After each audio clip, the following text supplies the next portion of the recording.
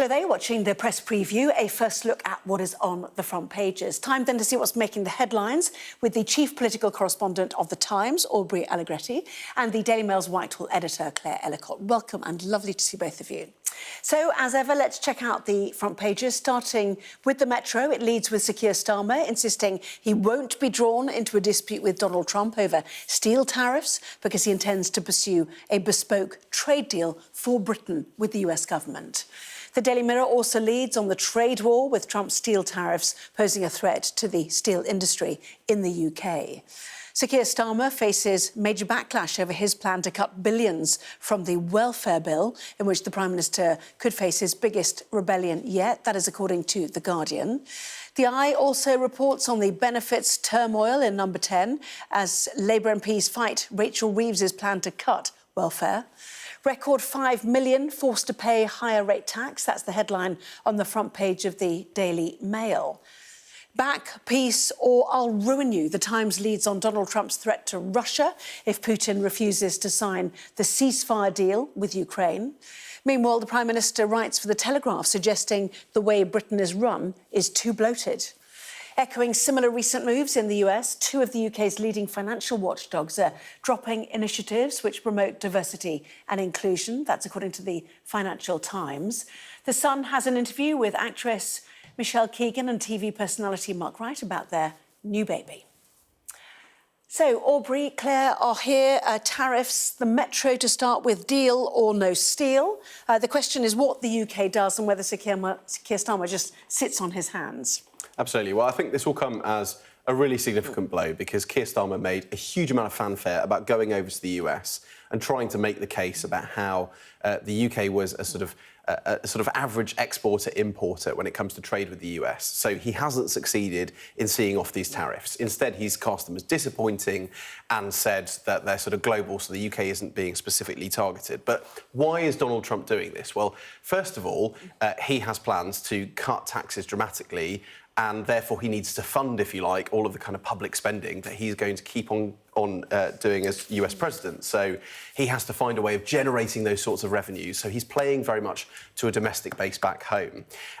Now, I spoke to senior civil servants who were around during the first Trump administration, and they said that actually UK steel is graded in a way that is very easy to carve out from these sorts of tariffs. And they made the case during the first administration. They didn't expect to get a hearings during the second one. So actually, it may not have come as a big surprise, but the UK has its bigger sort of eye on a prize, if you like. There are very tense negotiations going on over the Ukraine peace deal, and Keir Starmer doesn't want to do anything to rock the boat with Donald Trump. He wants to keep that relationship as tight as possible.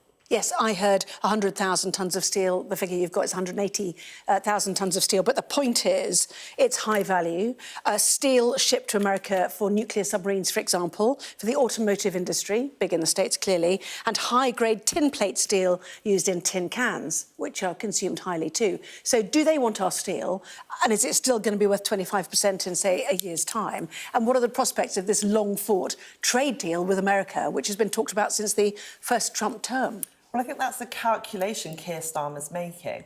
Does he want to stay on side with Donald Trump, play this mediator role, sort out some of the problems with Ukraine, which is a far greater prize? And we don't export loads of steel to the US, and it's not going to be a huge... it's going to be problematic for the industry, but it's not going to be absolutely seismic in the way that it's really affecting Canada or the EU, who have both, they've both retaliated. But the UK's perspective is that, do we stay on side with Donald Trump or do we fight this? And I think Keir Starmer has made the calculation that it's not worth it to sit on his hands for now and to see how things go. And Jonathan Reynolds, the Business Secretary and Trade Secretary, is off to the States next week to talk about a trade deal. They really want to hammer out an economic agreement. This could involve the UK being exempt from tariffs in the future. And, Keir Starmer's already put in the hard yards, speaking to Donald Trump to try to make sure the UK isn't included in tariffs. He said today he was disappointed at the fact that we are, but I think the UK... the government thinks that there is a prospect that they won't have to be subject to these. Yeah, but in the meantime, if you take a look at the Daily Mirror, I mean, the UK steel industry has been limping for years. What is the hammer blow that this will deliver to it? Absolutely, and the Labour Party has been seen as a sort of avid defender of the steel industry in the past. And although, when you look at the sort of amount of steel that we export to the US, we're a relatively small player in the overall game compared to other countries who will be much more impacted and affected by this.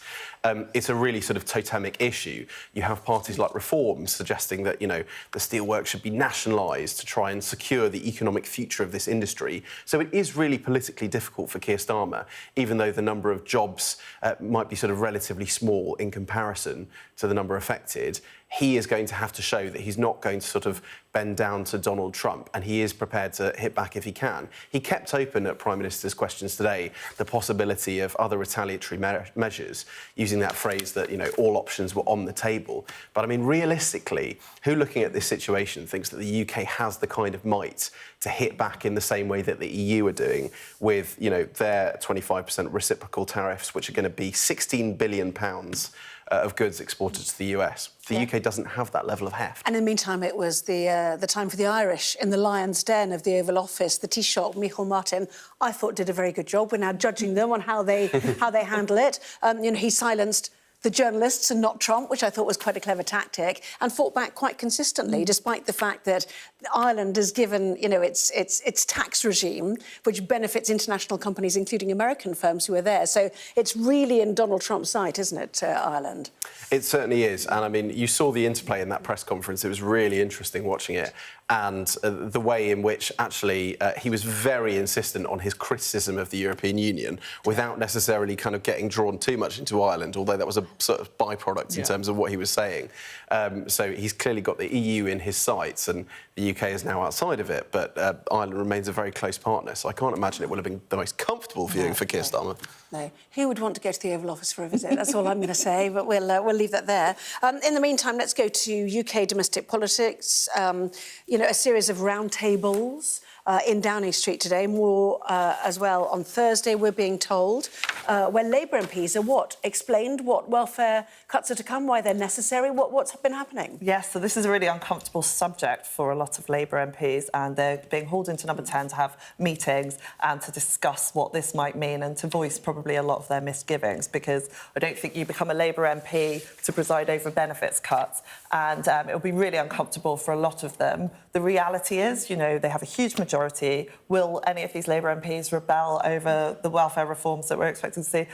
I think that's unlikely. There'll be the usual suspects, people like Richard Bergen, who is a far-left MP. He stood up today in PMQs and sort of said, why aren't we making wealth taxes a thing? Why are we going after disabled people and people who are on benefits? But Keir Starmer's clearly made the calculation that this is something that needs to happen. The benefits bill is huge.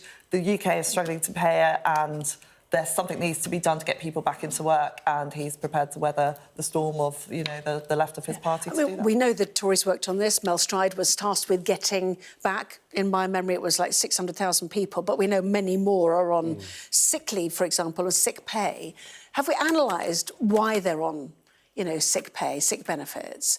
What impact long COVID has had, what impact mental health has had for people, and whether it is possible, actually, to change this welfare bill, which is only going to go up, of course, isn't it? Absolutely. I mean, the welfare bill is set to balloon, particularly when you look at the number of people on disability benefits and how much that's changed since the pandemic. That is what is causing the most concern. And, of course, once people are out of work, the fear is that the longer that they are out of work, the harder it then is to get them back in. So there is a sort of economic perspective, which the government is taking, and that's why we heard today at Prime Minister's questions an impassioned plea for him to consider the moral case as well. Now, I think, thinking about what MPs are going to do on this matter, because The Guardian says that there is likely to be a vote on this. There is apparently a piece of legislation called the Social Security Administration Act of 1992, which basically dictates that personal independence payments have to rise by inflation each year. And so basically kind of changing that or curtailing it in any way would be something that MPs would be forced to vote on. Now, I'm sure Claire and I speak to no shortage of MPs who say, I'm going to speak out about this, I'm going to vote against that. They talk the talk, they don't always walk the walk. So it will be interesting to see how many of them do that. But I do think that underlying all of this, some MPs are getting quite frustrated. The Socialist Campaign Group, the sort of far-left group of Labour MPs, hasn't been particularly sort of powerful or potent. And more MPs who are generally disgruntled about the sort of direction of the government do want to put down a marker and say, you know, we're not being listened to. We don't feel as though this is the sort of ethos of the government that we want to be part of. So I wouldn't be surprised if actually there are more that decide to make, you know, a sort of a stink about this. Than and if you genuinely cannot work, and it doesn't go up by inflation, how do you live is the point, isn't it, really? In the meantime, Daily Telegraph, you have to pinch yourself and remember this is a Labour government. I'll tackle flabby state, vows Sir Keir. Yeah, so he's written for the Telegraph. He's saying that, you know, the state is too flabby and this is all part of this idea of civil service reform. So they want to cut the number of civil service jobs and make sure, you know, that regulators have a pro-growth agenda. It's all incredibly Tory, like you say. So it's quite... I think I saw a Tory earlier who basically remarked on the fact that this government is possibly more Tory than the last government, which is an incredible thing to say. But whether or not you can deliver any of these things is a huge question. It's sort of you know, I've been doing politics for a long time. We've been talking about civil service reform for a long time. It's very, very hard to do.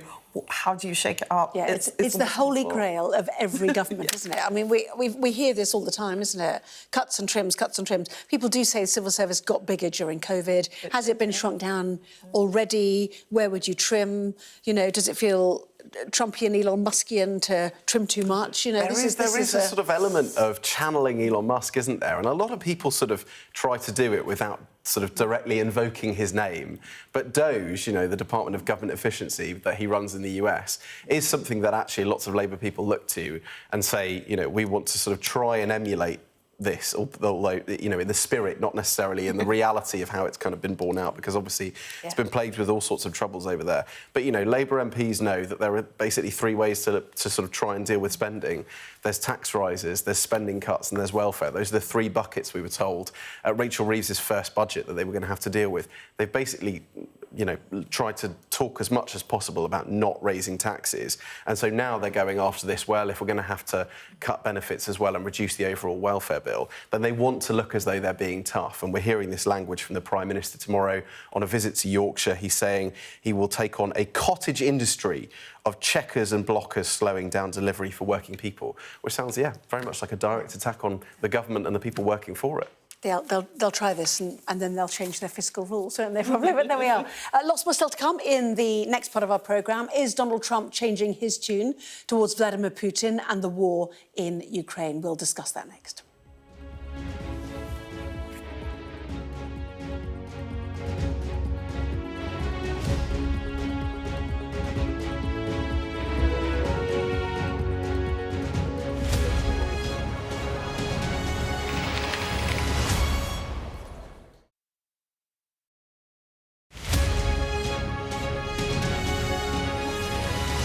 We're going to do this 100 times every day for the next 3 months. Why have we agreed to this?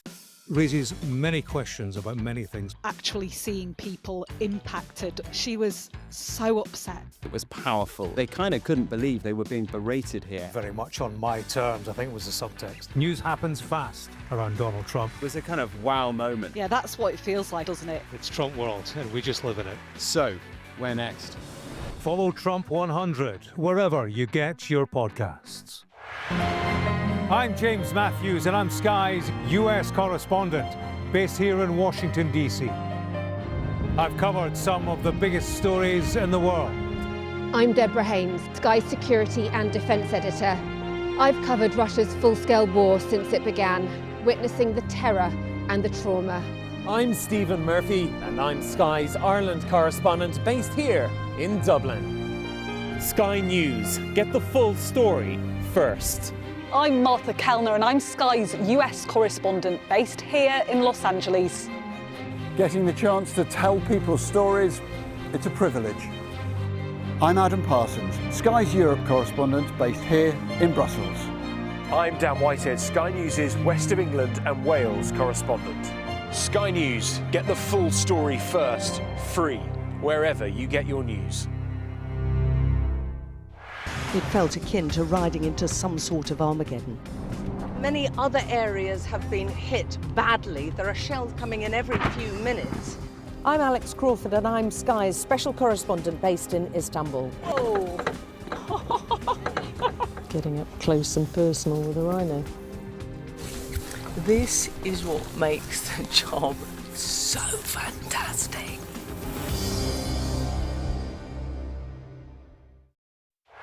Our app gives you the very best of Sky News wherever you are. Breaking news, videos and analysis. Evidence of the crisis. Podcasts, watching us live. I'm live in Jerusalem. Wherever you get your podcast. All in one place and all at just the touch of a screen. The Sky News app. Get the full story first.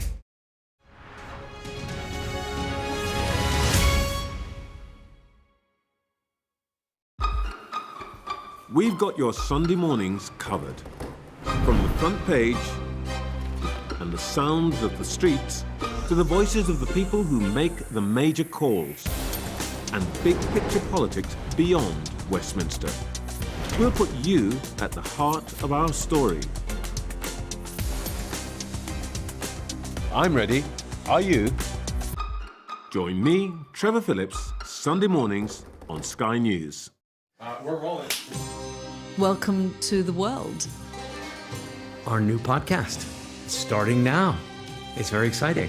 Every week, we'll be reporting from the world's trouble spots. We get to hold those in positions of power accountable, and we get to ask the questions that the audience, the listeners, want to know about. And that's why it is so important that people tune in, come along for the road, come along for the journey. It'll be fun.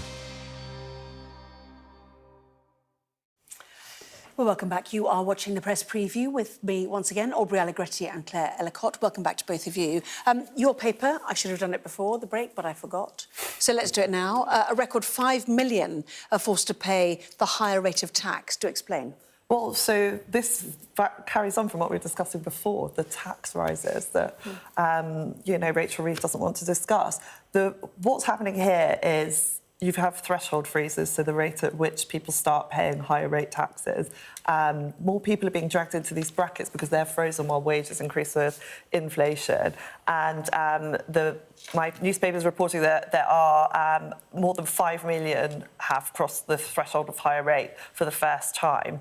An extra 680,000 people dragged into the 40% tax bracket, and compared to the year earlier. And the real problem with this is it's affecting middle-class people like teachers who, the higher rate was never really designed to hit. It's affecting, large swathes of the middle classes who would never normally have been forced to pay these taxes, and it means that people have less income as a result. And it's just one way to increase Treasury coffers without actually putting taxes up. And ultimately, people don't pick up extra days, and therefore it damages productivity at the end of the day, doesn't it, actually? Let us go to the Times, then, shall we? And this is leading on the pressure now on Putin by Trump. Ukraine's had pressure. So what's the latest, then, in terms of trying to end this war in Ukraine?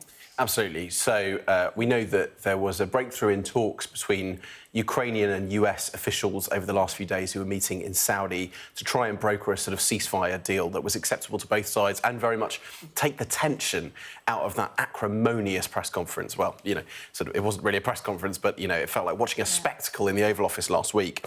Well, and so we're now, on these pictures right now, which is extraordinary. So this is the Kursk region, which is Russian territory, which had been controlled by Ukraine. They wanted it as a bargaining chip for their own territory, but now Russia's really pushed large proportion of the Ukrainian forces out of that area. And this is what British officials were so worried about, was that by sort of talking down the potency of the threat posed by Ukraine, that would embolden Russia and they would feel that Ukraine was on the back foot. You saw that in the rhetoric from Donald Trump in the Oval Office when he was saying, you're not in a strong position, you don't have any cards. They worried that this would sort of lead exactly to the images that we're seeing now of Vladimir Putin, who has just been visiting troops on the Russian front line, very much trying to show a position of strength there.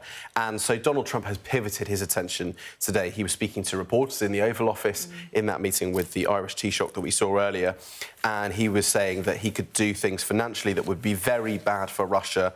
I don't want to do that because I want to get peace. So effectively, he's saying that there can be more financial sanctions that he could levy on Russia to try and force their hand. Now, we know that obviously sanctions have been in place for a number of years, but US officials are believed to be heading to Russia to discuss this ceasefire deal that's been brokered with Ukraine, including the special envoy.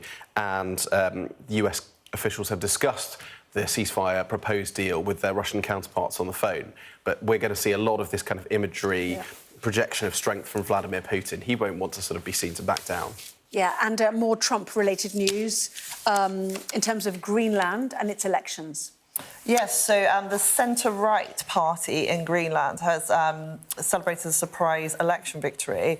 And this comes after Donald Trump was threatening to take over the island. And there was a big debate about where Greenland wanted to be, really, whether it needed to be close to Denmark, whether there would be a world in which it would be close to the US, or whether it wanted to kind of stay independent. But this is a clear message to Donald Trump that Greenland does actually want to stay as it is and is not for sale. Yeah, and a story that is in, well, I've seen two papers, but it's certainly in yours, Aubrey. Married men, why do they get fat? It's a good question. So we see these statistics here that say that... They don't all get fat, by the way. Well, but they are apparently 3 times more likely to be obese than single men. But there is no link between marriage and obesity rates in women. So they seem to be an outlier in this regard. And experts that the Times has spoken to suggest that this is because married women are under more pressure to keep fit and maintain their figures, as cultural differences mean they face greater discrimination if they become obese. But that's not something I'm necessarily qualified to talk about. But yes. Yes, I think it is the eye that says the proof that married men really do let themselves go. So there we are. Obesity risk triples after wedding, but not for women. Changes associated with becoming a parent have also been linked to weight gain, as fathers get into the habit of finishing off their children's leftovers and may have less time to go to the gym. Some of us are scouring for scraps. I mean, I had to eat a sandwich just before I came on. Exactly. No, the sandwich is still under the desk. Let's be honest about it.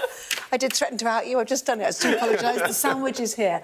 Both of you stay there. Thank you both very much indeed. Aubrey, Claire, thank you. We're going to take a look at the weather now. Where is it? A bright start and always a warm welcome. The weather, sponsored by Qatar Airways. Well, the rest of the week looks rather cold, with widespread overnight frosts and some potentially wintry showers. There'll be a mostly fine start tomorrow, although frosty for many, but eastern Britain will see showers running in off the North Sea. Many parts will stay dry through the morning, but showers will develop more widely, mainly over central and eastern England. Hail, sleet and hill snow are possible. The northwest of Ireland and Northern Ireland will see a little patchy rain moving in too. It will be cold again, but less windy than today. Ireland and Northern Ireland will see cloud and patchy rain clearing to the southeast later. Northern Scotland can expect a few showery outbreaks. Elsewhere, little change. England will see showers largely fading by evening. A bright start and always a warm welcome. Qatar Airways sponsors the weather. Well, our press preview continues in Sky News at 11. Donald Trump continues to escalate his trade war with the rest of the world, levying 25% tariffs on all steel and aluminium imports and taking aim at the EU and Ireland.